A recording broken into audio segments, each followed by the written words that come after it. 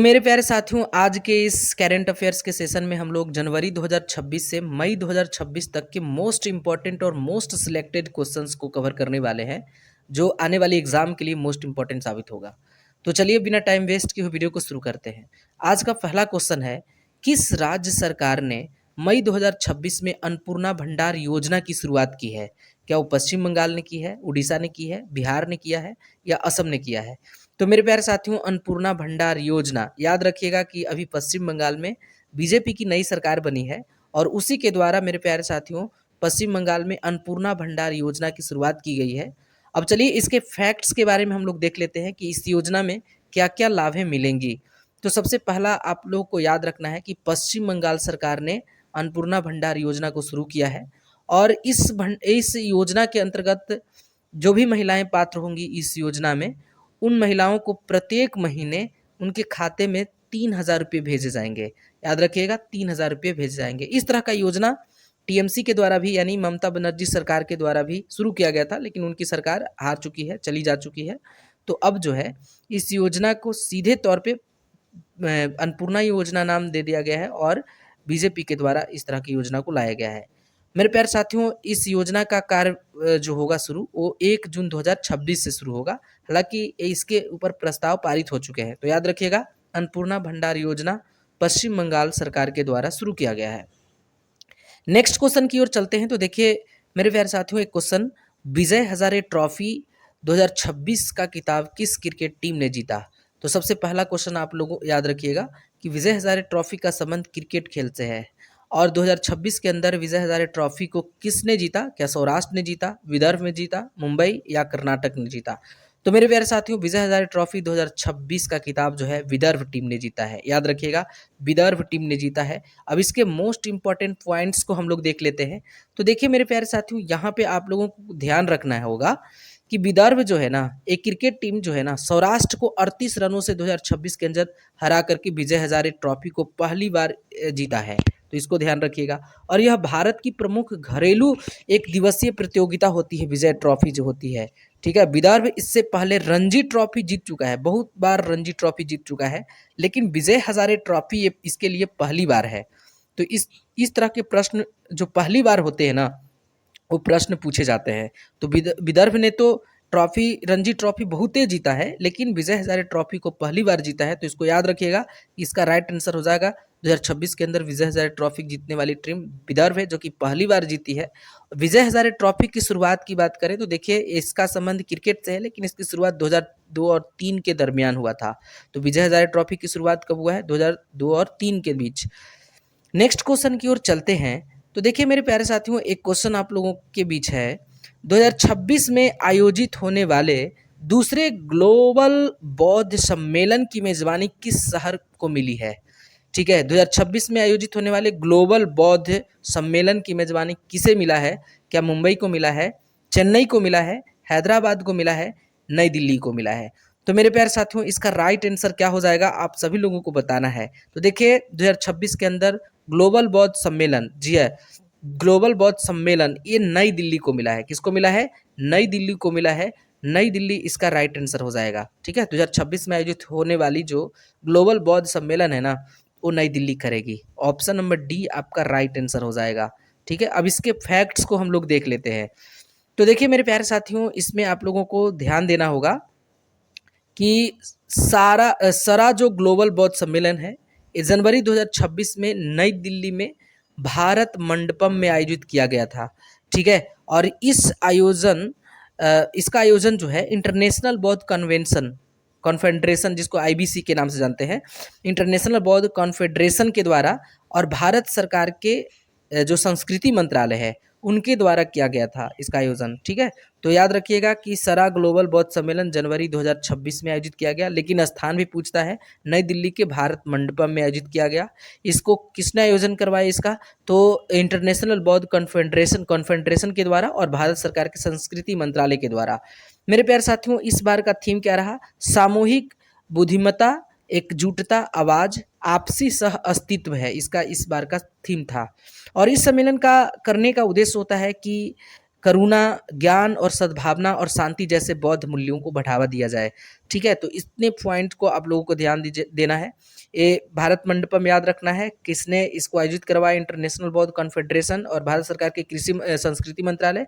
और इसका थीम याद रखिएगा, सामूहिक बुद्धिमत्ता, एकजुटता, आवाज, आपसी सह अस्तित्व। तो इतने चीज को आप लोगों को ध्यान रखना है।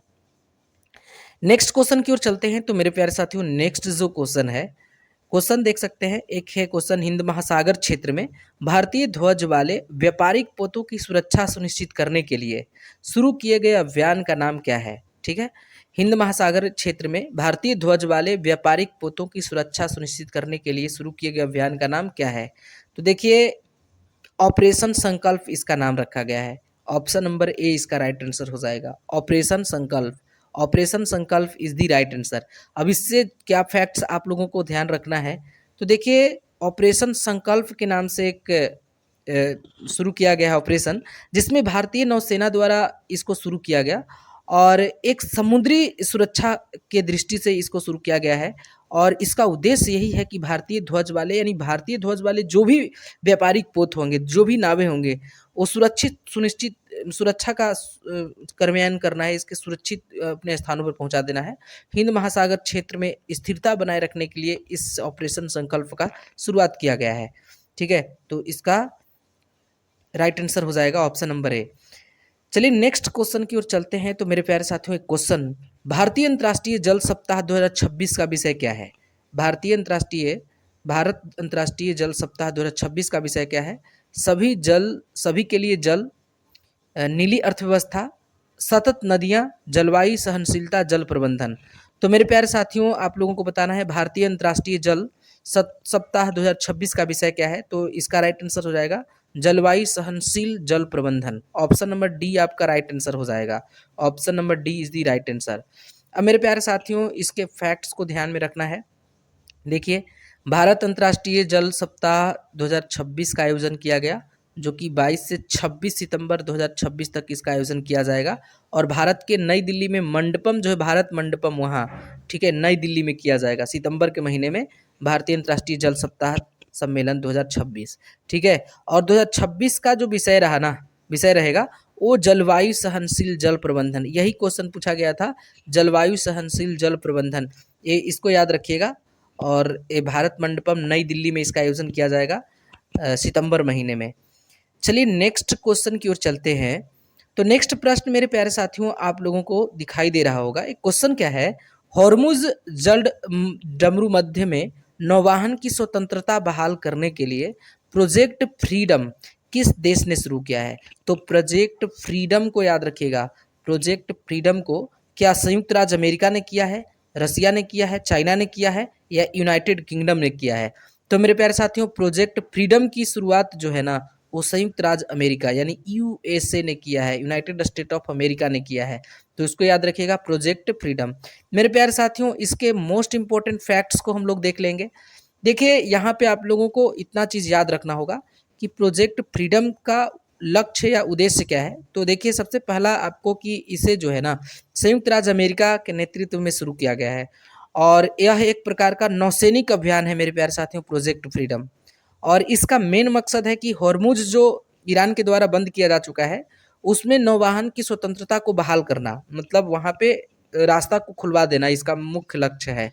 और इस अभियान का लक्ष्य ईरान और संयुक्त राज्य अमेरिका के बीच बढ़ते तनाव के दौरान फारस की जो खाड़ी है ना, उसमें फंसे हुए जो मतलब देश, वैसे देश जो जिनका लड़ाई से कोई लेना देना नहीं है, जो दोनों की ओर सपोर्ट कर रहे हैं या जो निर्दोष हैं, उनकी जहाज़ों को सहायता प्रदान करने के लिए प्रोजेक्ट फ्रीडम यूएसए के द्वारा लॉन्च किया गया है।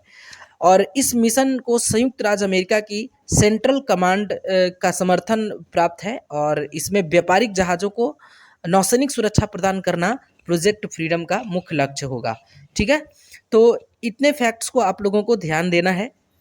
चलिए नेक्स्ट देखिए मेरे प्यारे साथियों, इसका जो पीडीएफ होगा ना, वो आपको टेलीग्राम का लिंक दे दिया जाएगा इसके डिस्क्रिप्शन बॉक्स में, और वहाँ से आप लोग इसको फ्री में ले सकते हैं। चलिए नेक्स्ट जो क्वेश्चन मेरे प्यारे साथियों आया, वो क्वेश्चन है ओलियम गैस रिसाव, ओलियम गैस लीक की घटना किस राज्य में हुई? क्या गुजरात में हुआ, कर्नाटक में हुआ, महाराष्ट्र में हुआ, या उड़ीसा में हुआ? देखिए, ये हाल ही में ये चर्चा का विषय रहा था ओलियम गैस रिसाव। तो पूछा है कि किस राज्य में हुआ है। तो मेरे प्यारे साथियों, ओलियम गैस रिसाव की घटना जो है ना महाराष्ट्र में हुई, हाल ही में हुई है, महाराष्ट्र राज्य के अंदर हुआ है। तो इसको ध्यान रखिएगा। ऑप्शन नंबर सी इसका राइट आंसर हो जाएगा। Maharashtra is the right answer. अब इसके फैक्ट्स को हम लोग देख लेंगे। तो मेरे प्यारे साथियों देखिए, यहाँ पे आपको ध्यान रखना है कि महाराष्ट्र के पालघर जिला एक है, वहाँ पे रासायनिक एक प्रकार का गैस जिसको हम लोग बहुत ही खतरनाक कह सकते हैं और जिसका नाम था ओलियम गैस, इसका बहुत बड़ा रिसाव हुआ। और ओलियम जिसे मेरे प्यारे साथी, इसमें 2600 से अधिक लोगों को रेस्क्यू किया गया था, याद रखिएगा।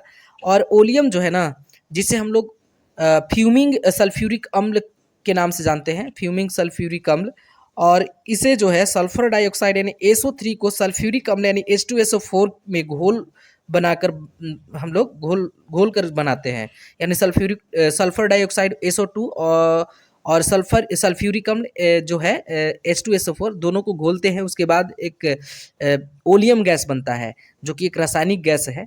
और इसका उपयोग कहाँ किया जाता है, तो औद्योगिक रासायनिक प्रक्रियाओं में इसका उपयोग किया जाता है, जिसका रिसाव हो गया था, जिसमें बहुत सारे लोग जो है मतलब इससे पीड़ित हो चुके थे, जिसको रेस्क्यू किया गया था। तो ये महाराष्ट्र के अंदर हुआ था, पालघर जिला, याद रखिएगा।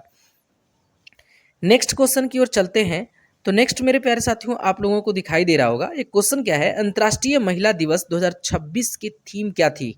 तो देखिए, अंतर्राष्ट्रीय महिला दिवस आप लोग को पता है कि अंतर्राष्ट्रीय महिला दिवस 8 मार्च को मनाया गया और हर साल मनाया जाता है। तो इस बार का थीम क्या है, तो क्या ऑप्शन ए में है समानता को अपनाएं, देने से प्राप्ति, महिलाओं में निवेश करें, प्रगति में तेजी लाएं, सभी महिलाओं और लड़कियों के लिए आधिकारिक न्याय और कार्यवाही। तो मेरे प्यारे साथियों, आप लोगों को पता होना चाहिए कि इस बार जो अंतर्राष्ट्रीय महिला दिवस 2026 का जो थीम था वो था ऑप्शन नंबर डी, सभी महिलाओं और लड़कियों के लिए अधिकार, न्याय और कार्यवाही। Option number D is the right answer. अब इसके बारे में हम लोग समझ लेते हैं फैक्ट्स। देखिए मेरे प्यारे साथियों, आपको पता होना चाहिए कि प्रत्येक वर्ष 8 मार्च को अंतर्राष्ट्रीय महिला दिवस मनाया जाता है और इस बार भी 8 मार्च 2026 को मनाया गया। और अंतर्राष्ट्रीय महिला दिवस जो है ना, वो विश्व भर में महिलाओं की उपलब्धियों का सामना करने और लैंगिक समानता को बढ़ावा देने के लिए आयोजित किया जाता है, ठीक है। और संयुक्त राष्ट्र जो है इसको यूएन के द्वारा इसको शुरू किया गया था। 2026 में इसका थीम क्या है, rights justice action for all women and girls, ठीक है। तो इसको याद रखिएगा, इसको संयुक्त राष्ट्र द्वारा शुरू किया गया 2026 का theme right justice action for all women and girls. इसका थीम याद रखिएगा क्योंकि थीम से बहुत सारे प्रश्न पूछे जाते हैं। चलिए नेक्स्ट जो क्वेश्चन मेरे प्यारे साथियों आप लोगों को दिखाई दे रहा होगा, देखिए नेक्स्ट प्रश्न है कंज्यूमर जस्टिस रिपोर्ट 2026। जी हाँ, कंज्यूमर जस्टिस रिपोर्ट 2026 किस संगठन द्वारा जारी किया गया, ठीक है। तो क्या इंडिया जस्टिस रिपोर्ट, इसके द्वारा कंज्यूमर जस्टिस रिपोर्ट 2026 किस संगठन द्वारा जारी किया गया, क्या इंडिया जस्टिस रिपोर्ट जो जारी करता है उसके उपभोक्ता मामलों का मंत्रालय द्वारा, भारत का विधि आयोग द्वारा या नीति आयोग द्वारा। तो मेरे प्यारे साथियों, कंज्यूमर जस्टिस रिपोर्ट 2026 का जो जारी किया है ना, वो इंडिया जस्टिस रिपोर्ट जो जारी करती है वही जारी किया है, India justice report. Option number A अगर आप लगा रहे हैं तो सही है। मेरे प्यारे साथियों, यहाँ पे आप लोग ध्यान दीजिएगा इसके मोस्ट इंपॉर्टेंट फैक्ट्स को। उपभोक्ता न्याय रिपोर्ट, ठीक है, 2026 को इंडिया जस्टिस रिपोर्ट द्वारा जारी किया गया, ठीक है। उपभोक्ता न्याय रिपोर्ट 2026 को किसने जारी किया, तो इंडिया जस्टिस रिपोर्ट द्वारा इसको जारी किया गया।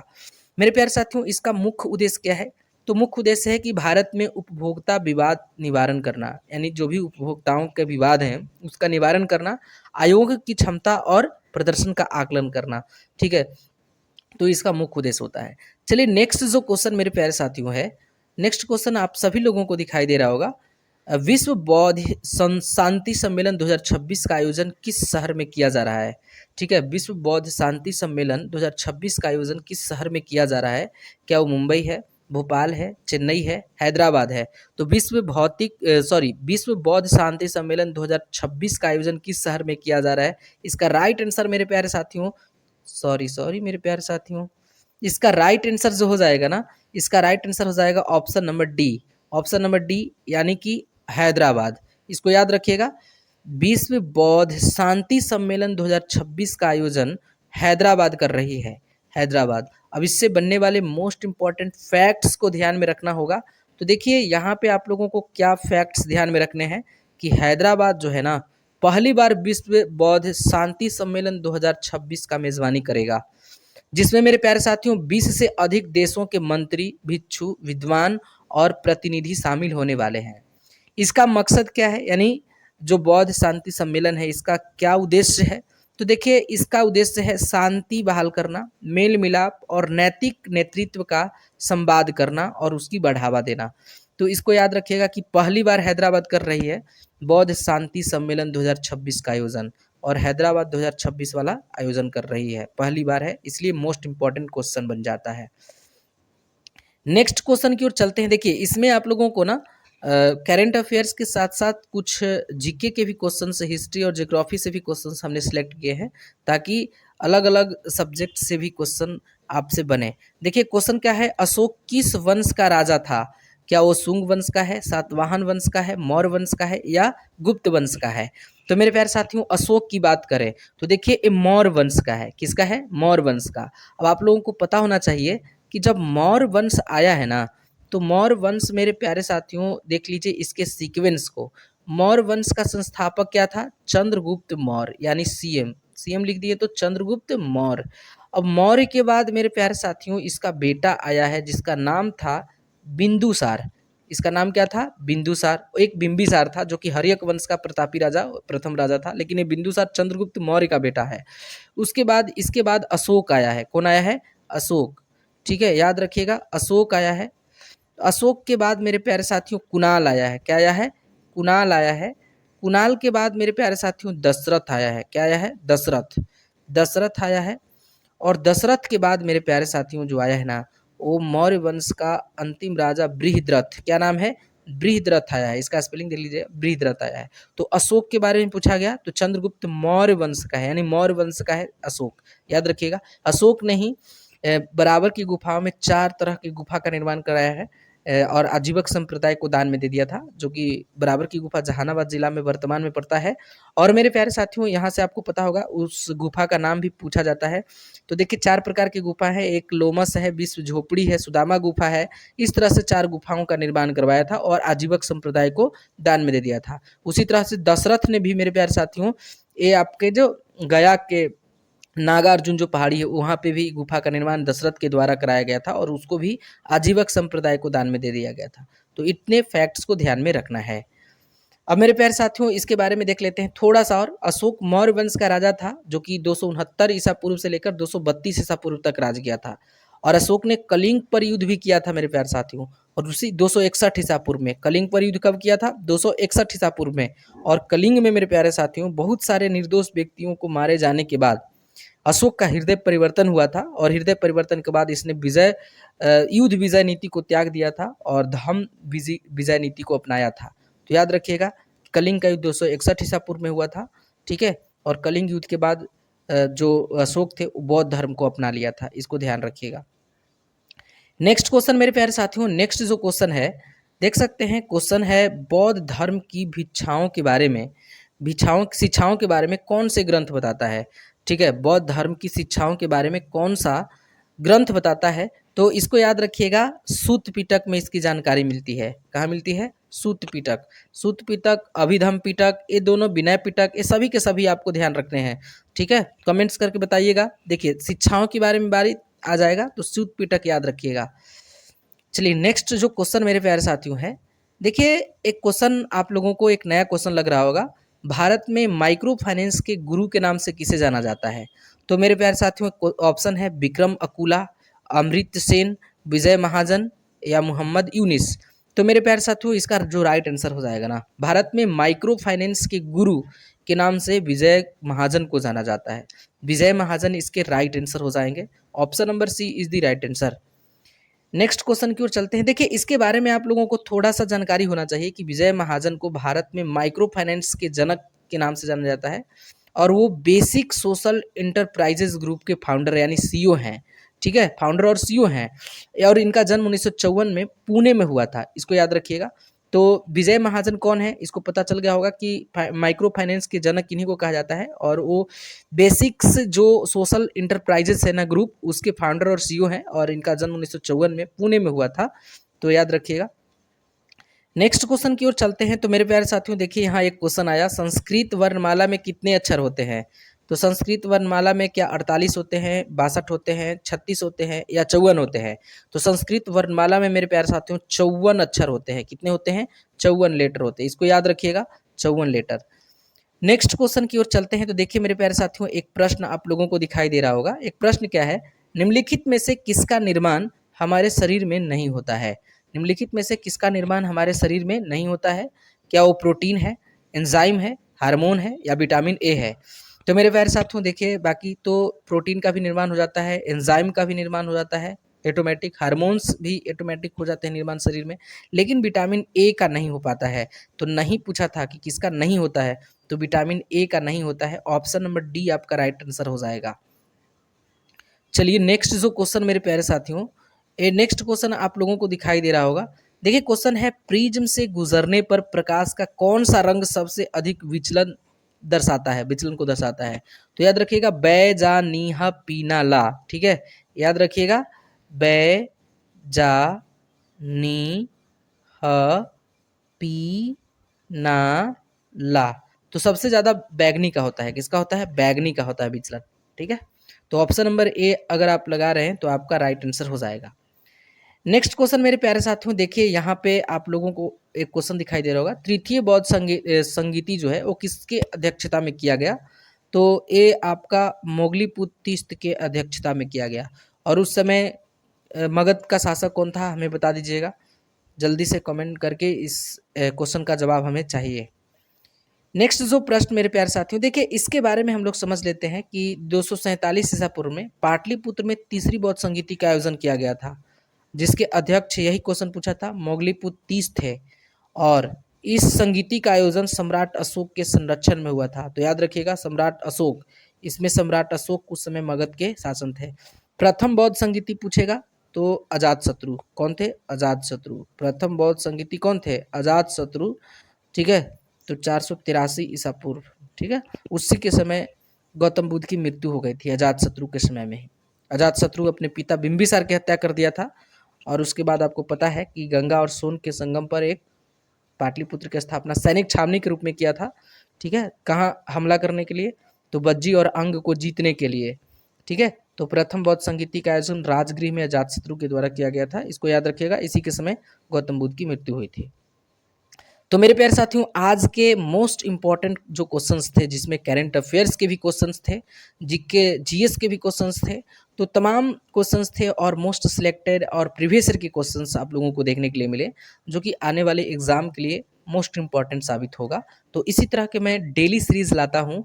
तो अगर आप लोगों को वीडियो पसंद आया हो तो प्लीज़ चैनल को सब्सक्राइब कर लीजिएगा, और सब्सक्राइब करने के बाद बेल आइकन को प्रेस कर लीजिएगा, ताकि जब भी मैं कोई नए वीडियो को अपलोड करूं उसका नोटिफिकेशन सबसे पहले आप तक पहुंचे। तो आज के लिए बस इतना ही, मिलते हम लोग नेक्स्ट वीडियो में, तब तक के लिए टेक